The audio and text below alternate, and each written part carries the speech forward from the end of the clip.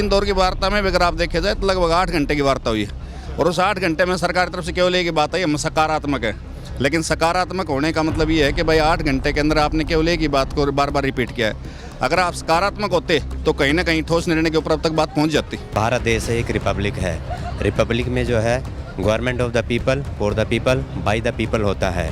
तो अगर जनता परेशान हो रही है हमारी हड़ताल पे बैठने की वजह से, तो उसका समाधान सरकार को ही करना है। लेकिन हम जो लिपिक वर्ग है, हम भी तो जो है सरकार जैसे जिस प्रकार से कहती है कि भाई सबका साथ सबका विकास, तो हम भी तो एक सरकार का हिस्सा हैं, हम भी तो पब्लिक हैं। सरकार को हमारे बारे में भी तो सोचना है, सरकार को ही डिसीजन लेना है हमारे बारे में। घर पे बैठे हैं। हर डिस्ट्रिक्ट में 1000 से 1500 के करीब है, तो आप 22 डिस्ट्रिक्ट है उससे अंदाज़ा लगा सकते हैं कि 25,000 के करीब हमारे कर्मचारी हड़ताल पे बैठे हुए हैं। हम अपनी मर्जी से नहीं आए हैं, हमें धकेला गया है हड़ताल के लिए, मजबूर किया गया है। हम चाहते थे काम करना, लेकिन हमारी सरकार ने जो हमारी एकमात्र मांग थी 35,400 की, वो हमारी बात नहीं मानी और ना ही हमें समय दिया गया मिलने के लिए, जिस कारण से हम हड़ताल पे आए हैं। हमारे पास एक बिल बुक होती थी, पे बिल बनाते थे, एक टोकन होता था और कोई 1-2 डाक बस। लेकिन अब डिजिटल इंडिया है तो हम ऑनलाइन वर्क भी पूरा कर रहे हैं, सारे पोर्टल्स पर कर रहे हैं। जो सैलरी बिल हम कागज़ पे बनाया करते थे वो आज हम ऑनलाइन बना रहे हैं। तो मुझे लगता है कि सरकार हमारी सुनेगी और हमें 35,400 देगी। नमस्कार, मैं तनुज पांचाल और आप देख रहे हैं न्यू इंडिया न्यूज़ नेटवर्क। इस वक्त मैं एक बार फिर आया हूँ क्लर्कों के धरने में। तमाम बाबू लोग आपको पता ही है कि धरने पर बैठे हुए हैं, धरने का पर्पज़ भी आपको पता है। लेकिन कल रात सरकार ने तमाम जो 22 जिलों के डीसी को इनकी रिपोर्ट, जो इनकी डिटेल तलब करने के लिए बोला है। क्या यहाँ पर कोई आया है? आगे इनका क्या फैसला होगा? क्या मांग सरकार मानेगी? क्योंकि अभी अनुमान लगाया जा रहा है कि जल्द सरकार कोई ना कोई फैसला ले सकती है। पॉजिटिव होगा या नेगेटिव, ये तो देखने वाली बात ही होगी। लेकिन क्या सरकार इनकी मांग मांगेगी? यहाँ पर कोई आया है या नहीं आया? सबसे पहले सर क्या नाम है? रामकिशन नाम है, ट्रेजरी डिपार्टमेंट, गुड़गांव। जो सर कल सरकार ने 22 जिलों के डीसी को आप लोगों की रिपोर्ट तलब करने के लिए मतलब डिटेल मांगी है, यहाँ पर कोई आया है? सर ये तो डिपार्टमेंट को ही देखना है, क्योंकि हम तो लोग यहीं पर हैं। हमारे पास ऐसी कोई इन्फॉर्मेशन आई नहीं, क्योंकि इस्टेब्लिशमेंट ब्रांच होती है जो देखती है इस चीज़ को।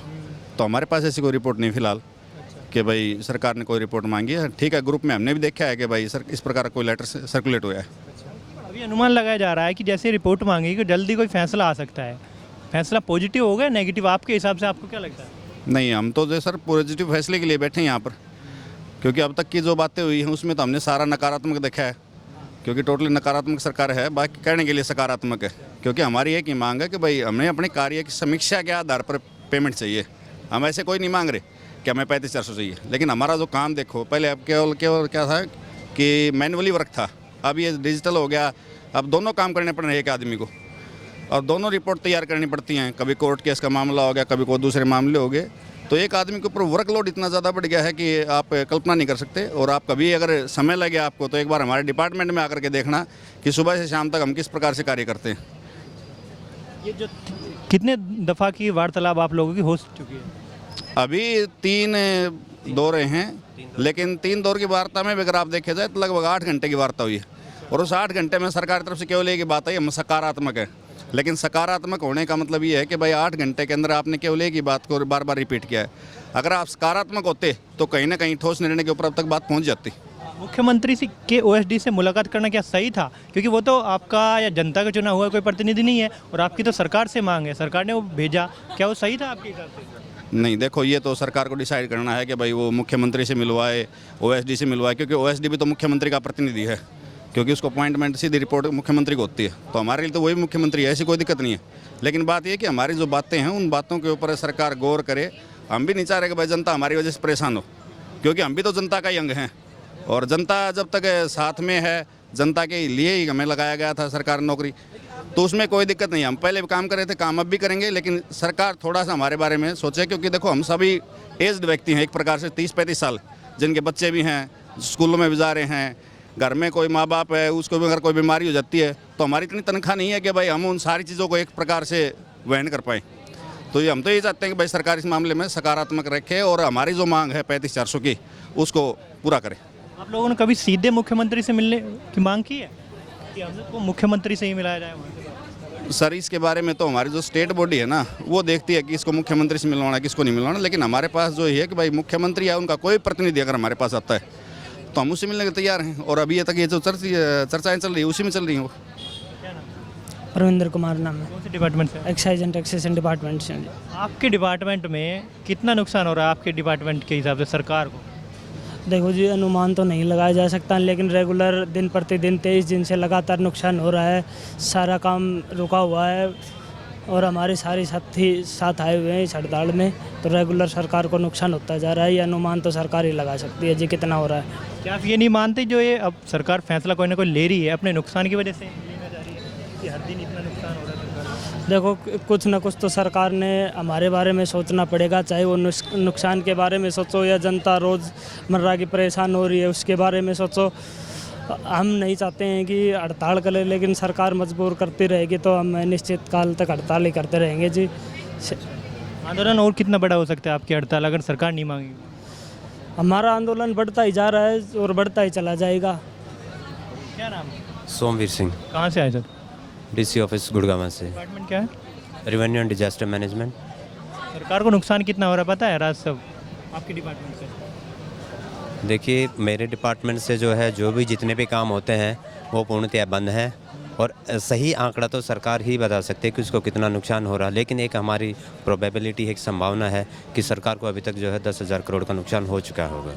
हाँ जी। तो कहीं ना कहीं सरकार जो अब एकदम आई है आगे, जो कल से आई है, कहीं ना कहीं अपने नुकसान की वजह से नहीं आई? आपको लगता है सर कि जो कल सरकार जो फैसला लिया है, सरकार का 200 करोड़ का नुकसान हो रहा है सरकार बोल रही है, तो उसकी वजह से ये फैसला लेना चाह रही है? आपको लगता है कि सिर्फ अपने नुकसान की वजह से सरकार ये जो आगे आई है? देखिए, हमारा जो भारत देश है एक रिपब्लिक है। रिपब्लिक में जो है government of the people, for the people, by the people होता है। तो अगर जनता परेशान हो रही है हमारी हड़ताल पे बैठने की वजह से, तो उसका समाधान सरकार को ही करना है। लेकिन हम जो लिपिक वर्ग है, हम भी तो जो है सरकार जैसे जिस प्रकार से कहती है कि भाई सबका साथ सबका विकास, तो हम भी तो एक सरकार का हिस्सा हैं, हम भी तो पब्लिक हैं। सरकार को हमारे बारे में भी तो सोचना है, सरकार को ही डिसीजन लेना है हमारे बारे में। इस वेतन बढ़ाने के अलावा और भी आपकी कोई मांग है यहाँ पे? नहीं, हमारी केवल एक ही मांग है कि हमें 35,400 जो हमारा जो कार्य की समीक्षा है उसके आधार पे जो है हमें वही चाहिए। ये हमारा मतलब मांग नहीं है, ये हमारा इंटाइटलमेंट है, ये हमारा हक है जो हमें मिलना चाहिए। क्या होगी ये मांग पूरी आपकी? अवश्य होगी सर, हमारी यूनिटी है, हम सब बैठे हुए हैं और इसी के लिए बैठे हुए हैं। सरकार को ज़रूर मांग हमारी माननी पड़ेगी। क्या नाम है? वेद प्रकाश लिपिक, डीसी ऑफिस गुड़गांव। जो इस पूरे जो आपके हड़ताल से जनता परेशान हो रही है उसका दोष क्या है?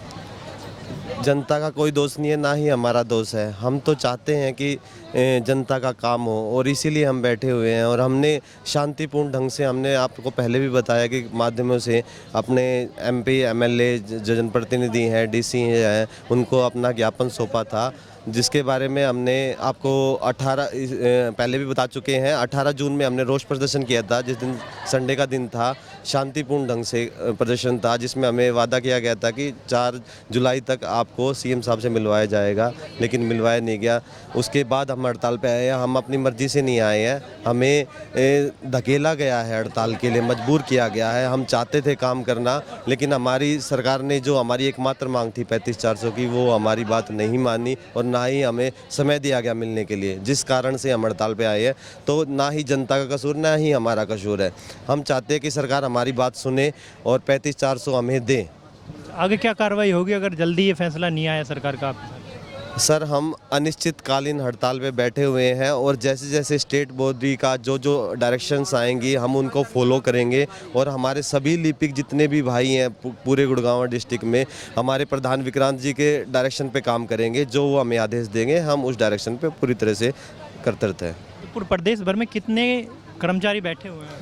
प्रदेश भर में हमारे 25,000 कर्मचारी बैठे हुए हैं, जिसमें आप हर डिस्ट्रिक्ट में 1,000 से 1,500 के करीब है। तो आप 22 डिस्ट्रिक्ट है, उससे अंदाज़ा लगा सकते हैं कि 25,000 के करीब हमारे कर्मचारी हड़ताल पे बैठे हुए हैं। पहले भी ऐसे कई जो धरने हुए हैं, लेकिन उसमें कुछ निकला नहीं है, या तो सरकार ने ज़बरदस्ती या फिर किसी ने किसी तरह वो धरने ख़त्म कर दिए गए। क्या आपको लगता है आपका धरना भी कुछ ऐसा होगा? सर मैं आपको बताना चाहता हूं कि पहले जो धरने हुए थे उसमें हमारे जो पूर्व अधिकारी थे, पूर्व कर्मचारी थे, सीनियर्स थे, वो उसमें सभी डिपार्टमेंटों के कर्मचारी जुड़ नहीं पाए थे। लेकिन इस टाइम जो हमारे युवा शक्ति है वो सभी जुड़ चुकी है, हर डिपार्टमेंट के बंदे जुड़ चुके हैं, 98 के 98 डिपार्टमेंट साथ हैं और वो एक मंच पे आ गई है। CAWS जो हमें पहला मंच मिला है लिपिकों का, इसमें पहला मंच मिला है जिसमें सभी इकट्ठे होकर आए हैं और ये पूरी तरह से तैयार है किसी भी हद तक जाने के लिए, अगर हमें 35-400 नहीं मिलता तो सर। अब तक जितने भी आंदोलन हुए तमाम किसी न किसी कारणवश वापस हुए, या सरकार ने ज़बरदस्ती उनको वापस कराया या वो किसी कारणवश उठ गए हैं। आपको क्यों लगता है कि आपका आंदोलन सफल होगा? सर मुझे इसलिए लग रहा है कि हमारा आंदोलन सफल होगा क्योंकि जो पहले धरने पे बैठे हैं इस प्रकार से, तो ये एक संभावना है, हो सकता है कि उनकी जो मांगे थी वो न्यायोचित नहीं थी, लेकिन जबकि हमारी ये जो मांग है, ये हमने जो सरकार को जो डॉक्यूमेंट्स जो प्रोवाइड किए हैं, जो हमने उनको जो अपनी मांगे जो रखी हैं सरकार के सामने टेबल पे, तो इस बात पे सरकार सहमत है कि हमारी मांग जो है वो जायज़ है, जो कागज़ है उनके आधार पे भी, और जो पिछले 50 सालों से हमें जो सरकार ने अपने अधिकार से, अपनी जो एंटाइटलमेंट जो था, हमारा हक जो था, उससे सरकार ने हमें जो है महरूम करके रखा है। अब सरकार मान रही है कि हमारी जायज़ मांग, मतलब जो हमारी मांग वो जायज़ है, इसलिए सरकार मानेगी सर इसको। जायज़ मांग है, आप बोल रहे हैं कि मानेगी, लेकिन मान क्यों नहीं रही? सर ये सरकार की पॉलिसी होती है कि सरकार जो है पहले कर्मचारियों को थोड़ा सा टेस्ट करती है, उनका पेशेंस चेक करती है कि कितने दिन बैठ सकते, कितने दिन नहीं बैठ सकते। सरकार को जब ये लग रहा हो, मान लो कि ये तो बहुत जल्दी उड़ जाएंगे, इनमें कोई यूनिटी नहीं है, तो सरकार क्यों मानेगी सर? जब उनको लग रहा है कि इनमें एक अच्छी यूनिटी है, सारे काम रुक गए हैं, सरकार को रेवेन्यू लॉस भी हो रहा है, तो सरकार जरूर बैकफुट पे आ गई है, सरकार को माननी पड़ेगी हमारी मांग। तो लगता है सरकार आपकी बात मानेगी? बिल्कुल सर, आई एम 100% श्योर कि सरकार जरूर मानेगी। अजय, कहाँ से? गुड़गांव से, एक्साइज एंड टैक्सेशन डिपार्टमेंट। आपके डिपार्टमेंट से सरकार को कितना नुकसान हो रहा है आपको लगता है? ये किसी से छुपा नहीं है कि एक्साइज एंड टैक्सेशन डिपार्टमेंट कितना रेवेन्यू सरकार को प्रोवाइड करा रहा है। और कहीं ना कहीं आपको अब लगता नहीं है कि सरकार इसी वजह से अब जो कल की तमाम DCO को आदेश दिए है आपकी रिपोर्ट तलब करने के लिए, कि सरकार बात करना चाह रही है, कोई बड़ा फैसला ले सकती है? ये एक पॉजिटिव साइन है क्योंकि अभी तक सरकार हिली नहीं थी, वो अभी अपना कुछ दिखाएगी और ये तो हथकंडे अपनाने हैं सरकार को। और हमारी रिपोर्ट्स ओके है, हम कोई अटेंडेंस नहीं लगा रहे हैं और हम तैयार हैं। आपको लगता है कि मांग पूरी होगी अब जल्दी? हाँ बिल्कुल होएगी सर। एक और सवाल है कि जनता परेशान हो रही है, इसका जिम्मेदार आप है या सरकार? जनता से तो हम माफ़ी मांग सकते हैं, लेकिन जनता की चुनी हुई सरकार है और हम अपना हक मांग रहे हैं। क्या कहना चाहेंगे अंतिम शब्दों में सरकार से आप? जल्दी दे दो हमारा हक। मेरा नाम रेनू, मैं एजुकेशन डिपार्टमेंट से। एजुकेशन पर कितना फ़र्क पड़ रहा है आपके यहाँ बैठने के बाद? सर एजुकेशन डिपार्टमेंट का बहुत ही अभी फ़र्क दिखाई देगा हमारा 1 तारीख से, जब हमारे अधिकारी, हमारे कर्मचारी, हमारे अध्यापक भाई जब उनकी सैलरी नहीं आएगी। मेन इफेक्ट तो हमारा उसी टाइम दिखेगा एजुकेशन डिपार्टमेंट का। हमारे सभी के जो बिल्स हैं वो हम अपनी नहीं दे पाएंगे। और दूसरा सर ये है कि एजुकेशन डिपार्टमेंट के भी सभी काम रुक गए हैं, क्योंकि हमारे भी जो ऑफिस के लोग हैं वो सभी यहीं धरने पर बैठे हैं, जिसके अंदर उनके मेडिकल के बिल्स हैं और हमारे ACP के बिल्स हैं, वो सभी मतलब सभी काम टोटली हमारा रुक गया। जिम्मेदार कौन है इसका? इसका जिम्मेदार सर विभाग है, ये सरकार है। सरकार जिसको हम इतने दिनों से इस अनशन पे हम बैठे हैं, हम अपनी मांग कर रहे हैं 35-400 की, कि हमारी मांग मान ली जाए, लेकिन हमने देखा हमारी 3 वार्ताएं हो गई हैं, तीनों ही वार्ताएं विफल हो गई हैं। अगर सरकार चाहती, अगर वो चाहती है कि भाई हमारा या जनता जो है हमसे परेशान हो रही है, तो वो हमारी मांगों को जो है वो जल्द से जल्द मान ले। बट हमने देखा है कि हमारी जो कल की भी मीटिंग हुई है, उस मीटिंग में भी सभी नकारात्मक ही सारा हुआ है। सरकार को क्यों लगता है कि आपकी मांग पूरी होगी? सर हमें है क्योंकि हम जो 35-400 की मांग कर रहे हैं वो अपने कार्य समीक्षा के आधार पर ही कर रहे हैं सर, क्योंकि जो पहले होता था तो हमारा सारा ऑफलाइन काम था, लेकिन आज हम देख रहे हैं कि सर हमारा सारा ऑनलाइन वर्क हो गया है। ऑनलाइन के साथ साथ हम जो है मैनुअल वर्क भी कर रहे हैं। और आपको एक पता है सर, एक एजुकेशन डिपार्टमेंट में एक जो क्लर्क है वो एक मतलब पूरे एक सीट का काम नहीं, वो सारी सीटों का काम संभालता है। तो अब आगे क्या कार्रवाई होगी अगर सरकार ने आपकी बात नहीं मानी? सर हम इसी तरह धरने पे अपना अनशन जारी रखेंगे सर। व्यवस्था पे फ़र्क पड़ रहा है क्योंकि हम यहाँ धरने पर बैठे हुए हैं। अब जब लोगों की सैलरी का टाइम आएगा तो उनको सैलरी नहीं मिलेगी। इसके अलावा कुछ और भी जो हैं वो भी फ़र्क पड़ता है। एजुकेशन डिपार्टमेंट में फ़र्क पड़ रहा है तो देश लेवल पे पड़ेगा, नेशनल लेवल पे भी। तो सरकार को सुन क्यों नहीं रही आप लोगों का? सर सरकार सुनेगी, टाइम लगेगा उसको। हम बैठे हुए हैं धरने पर तो। आपके विभाग का कोई बड़ा अधिकारी भी है आपके साथ शामिल है? हाँ जी सर, सभी आते हैं, जैसे सुपरिटेंडेंट हैं, डिप्टी सुपरिटेंडेंट हैं, वो क्लरिकल स्टाफ के सबसे हाई उस पर आते हैं। इसके अलावा और भी जो एजुकेशन डिपार्टमेंट के जो ऑफिसर्स हैं वो हमें सपोर्ट कर रहे हैं।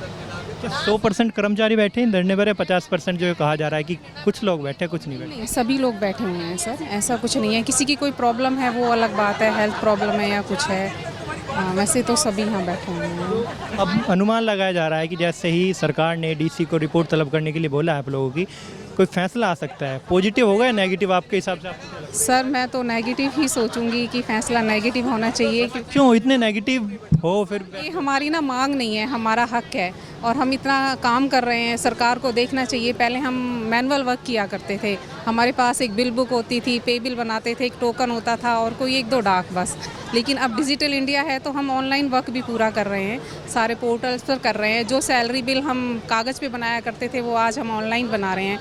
तो मुझे लगता है कि सरकार हमारी सुनेगी और हमें 35,400 देगी। 19 से सीधे 3500 क्या है, सही है? 35। में सर पता है क्या हुआ है कि जो ग्रुप 3 के जितने भी कर्मचारी रहे हैं उनका सबका जो बेसिक पे रहा है वो रिवाइज कर दिया गया, बट जो क्लरिकल स्टाफ जो रहा है उसका रिवाइज नहीं हुआ। इसी वजह से वो हमारा 35,400 पर अटक गया। हाँ जी, क्योंकि 19,900 से जो और थे उनके सबके रिवाइज हो गए, 6 पीसी में हो गए, 7th में हो गए, उससे पहले भी हो गए। पहले 1957 में हमारी सैलरी सबसे ज़्यादा हुआ करती थी। इन लोगों की सबकी सैलरी बढ़ गई बट हमारी नहीं बढ़ी। इसलिए हम कार्य समीक्षा के अकॉर्डिंग ही ये मांग कर रहे हैं कि ये हमारा हक है। सरकार से अनुरोध करते हैं कि हमारा 35,400 दिया जाए, जिससे हम बड़े खुश होकर और जोश के साथ अपने कार्य पर पहुँचे। सरकार ने आप लोगों की बात नहीं मानी तो कब तक चलेगा? सर ये तो चलेगा, अनिश्चितकालीन हड़ताल का बैनर हमारा लगा हुआ है और हम तब तक धरने पर बैठे रहेंगे और हमारा धरना बहुत ही संवैधानिक और संयम और शांतिपूर्ण रहेगा और हम सरकार से यही उम्मीद करते हैं कि हमें 35,400 दिया जाए। ऐसे देश में तमाम धरने या हड़ताल भी हुई है लेकिन किसी कारणवश वो उठा दिए गए, या तो ज़बरदस्ती उठाया या वो खुद उठ गए। आपका धरना आपको क्यों लगता है कि लंबे समय तक चलेगा? सर मैं ये तो नहीं कह सकती लंबे समय तक चलेगा, हो सकता है सरकार हमारी 2-4 दिन में सुन ले, अगर नहीं सुनती है तो लंबे समय तक चलेगा। हम अपने हक के लिए ये लड़ रहे हैं, हमें कोई ये नहीं चाहिए कि हमें बहुत कुछ चाहिए या हमारी ये मांग है। 19,900 में सर आज के टाइम में गुजारा होना बहुत मुश्किल है। बच्चों को पढ़ाना, घर गुड़गांव जैसे शहर में तो रहना बहुत मुश्किल है सर 19,900 में। तो इसीलिए हम सब लोग एक अपने बच्चे को भी एक गुड एजुकेशन नहीं दे पा रहे इस तनख्वाह के अंदर। क्योंकि सर आप देखो कि आज गुड़गांव में अगर हमें किराए के मकान में रह रहे हैं, वहाँ हमें 15,000 रुपये से कम में कोई मकान नहीं मिलता है, तो हम अपने बच्चे को कहाँ से पढ़ाएं?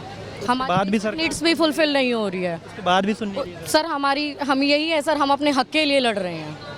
तो क्या कहेंगे सरकार से अंतिम शब्दों में? सर हम सरकार से यही है कि हम जो अपने हक के लिए लड़ रहे हैं, जो हमारी लड़ाई है 35,400 की, वो हम अपने कार्य समीक्षा के आधार पर ही हम अपना वेतन निर्धारण करने की आपसे मांग करते हैं और सरकार से मेरा यही अनुरोध है कि हमारी मांगों को जल्द से जल्द मान लिया जाए। तो इन तमाम लोगों ने बताया, तमाम क्लर्क ने, कि जल्दी से जल्दी इनकी मांग पूरी हो जाए तो बहुत अच्छा है। लेकिन देखने वाली बात होगी क्या मांग पूरी होती है या नहीं। लंबे समय से तमाम लोग आंदोलन या हड़ताल पर बैठे हुए हैं लेकिन उसके बाद भी इनकी मांग पूरी नहीं हो रही है। फिलहाल कहा जा रहा है कि सरकार की तरफ से कोई बड़ा फैसला आ सकता है, लेकिन देखने वाली बात होगी कि बड़ा फैसला आएगा, क्या आंदोलन चलेगा या सरकार इनकी मांग लेगी। देखने वाली बात तो होगी ही। न्यू इंडिया न्यूज़ नेटवर्क से मैं तनुज पांचाल, कैमरा पर्सन वीरेंद्र के साथ।